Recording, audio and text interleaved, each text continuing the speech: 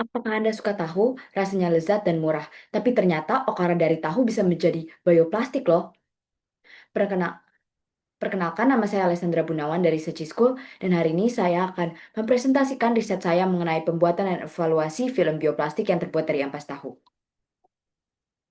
Kemasan berkontribusi terhadap sampah plastik global dan hanya sebagian kecil yang didaur ulang. Produksi tahu di Indonesia menghasilkan okara, polimer alami, dan kuat yang kaya selulosa, yang menjanjikan untuk membuat film biodegradable.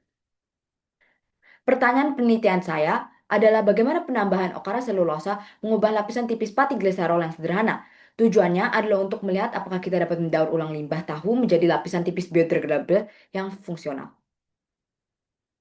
Sebelum pengujian, hipotesisnya adalah bahwa bertambahnya selulosa yang diambil dari ampas tahu akan meningkatkan penyerapan air dan pelepasan pewarna karena sifatnya yang hidrofilik. Ketebalan dan kerapatan areal akan tetap stabil karena massa terkontrol, dan merencanakan uji T-Welch yang membandingkan setiap perlakuan dengan kontrol. Pengujian ini memiliki tiga tahap, yaitu ekstraksi selulosa dari okara, pembuatan larutan pati gliserol, mencampurkan berbagai jenis selulosa, kemudian mencetak film dan mengujinya kepada empat sifat, yaitu ketebalan, kepadatan, dan penyerapan air dan pelepasan zat warna dalam NaOH.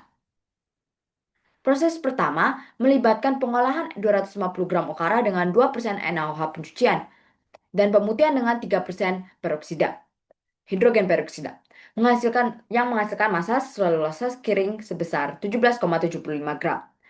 Basis pati gliserol disiapkan, dibagi menjadi 4 kelompok, dan selulosa ditambahkan ke setiap kelompok. Masing-masing menerima 10 ml dan dikeringkan semalaman. Uji coba yang hanya menggunakan selulosa tidak membutuhkan lapisan yang film yang stabil, sehingga tidak diuji. Penelitian ini mengukur ketebalan, kerapatan areal, penyerapan air, dan degradasi warna. Dalam 1 mol NaOH menggunakan foto standar dari 5 posisi. Hasil ketebalan bervariasi non-linear, yaitu T1 lebih tipis daripada kontrol, T2 paling tebal, dan T3 sedikit di bawah T2.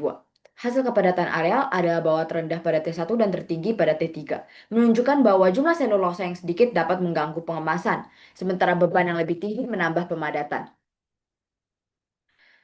Bertentangan dengan hipotesis awal, selulosa mengurangi penyerapan air dibanding dengan kontrol. T1 memiliki penyerapan terendah, sementara T2 dan T3 lebih tinggi daripada T1 tetapi masih di bawah kontrol. Dalam NaOH, intensitas biru menurun seiring pelepasan pewarna kuning. Kontrol terdegradasi paling lambat. T3 atau selulosa tertinggi terdegradasi paling cepat, menunjukkan selulosa yang lebih tinggi merujuk pada pelepasan warna lebih cepat dari kondisi basah. Secara statistik, lapisan selulosa mengalami perubahan ketebalan secara signifikan pada beban rendah dan sedang, tetapi tidak pada beban tertinggi. Dan penyerapan air lebih sedikit air dibanding dengan kontrol.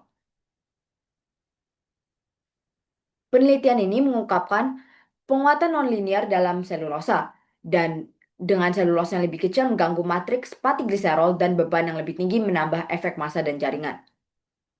Studi ini menunjukkan bahwa selulosa dari ampas tahu dapat diintegrasikan ke dalam film pati gliserol, menghasilkan bioplastik dengan sifat yang unik, terbukti ramah lingkungan dan mendaur ulang limbah tahu menjadi bioplastik.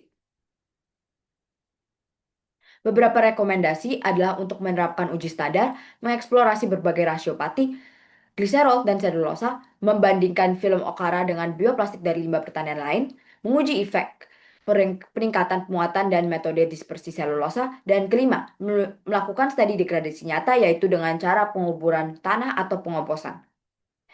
Sekian dari saya, terima kasih. Jalan-jalan ke toko antik, balik-balik naik perahu. Kalau kapan butuh plastik, cari saja ampas tahu.